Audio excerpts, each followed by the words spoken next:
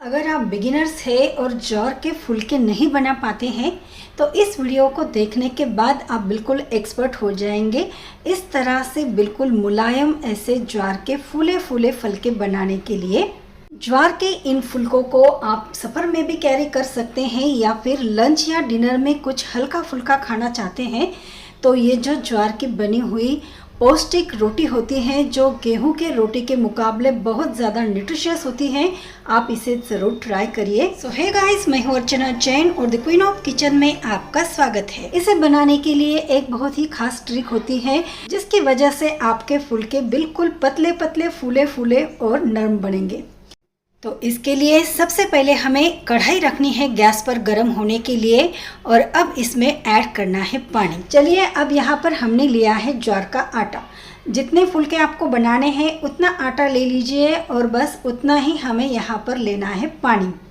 जितना आटा उतना पानी लीजिए, या फिर कुछ आटा ज्वार का ऐसा होता है जिसके लिए कम पानी की रिक्वायरमेंट होती है तो थोड़ा सा पानी कम लिए तो भी चलेगा। नेक्स्ट मैंने इस पानी में नमक डाल दिया है और पानी अच्छा खासा गर्म होने के बाद अब हमें इसमें डाल देना है ज्वार का आटा। ज्वार का आटा डाल दें, फटाफट इसे मिक्सअप करें। गैस को अब हमें करना है बंद।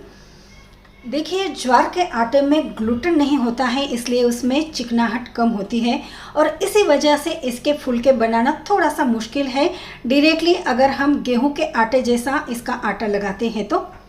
इसीलिए ये जो खास ट्रिक है इस आटे में चिकनाहट लाने की, इसी का यूज़ करके ये जो फुलके हैं ना बिल्कुल अच्छे से पतले पतले हम बेल सकते हैं। चलिए, 10 से 15 मिनट के बाद अब हम इस आटे को निकाल लेते हैं एक अलग से मिक्सिंग बाउल में और इस तरह से स्पैचुला का यूज़ करके आप इसे मैश कर लीजिए।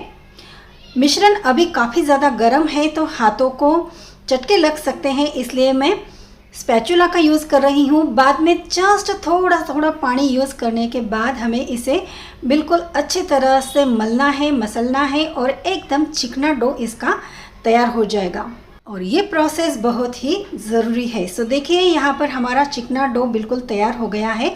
10 मिनट तक हमने इसे अच्छे से नीट कर लिया था।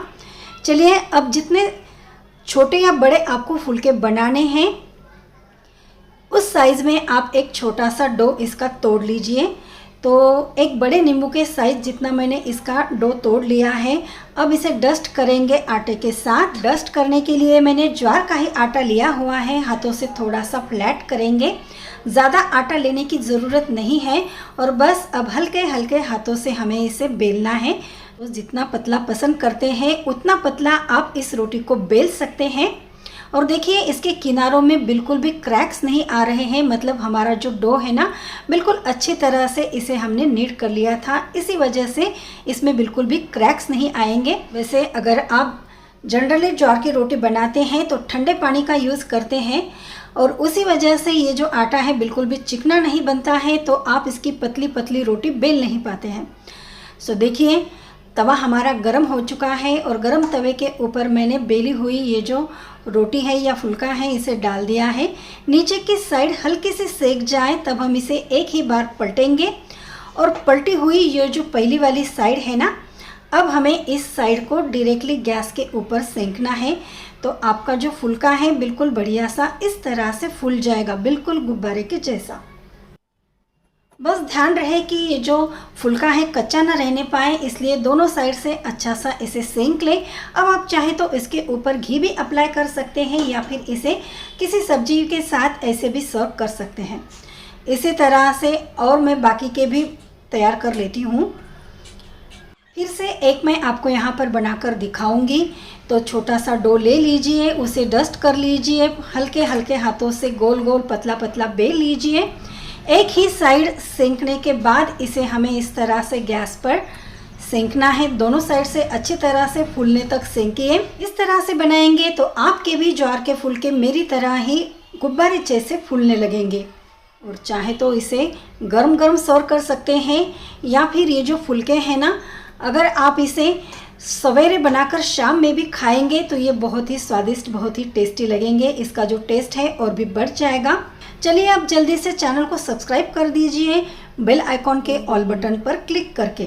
और हाँ, प्यारी सी इस रेसिपी के लिए एक लाइक शेयर तो बनता ही है दोस्तों।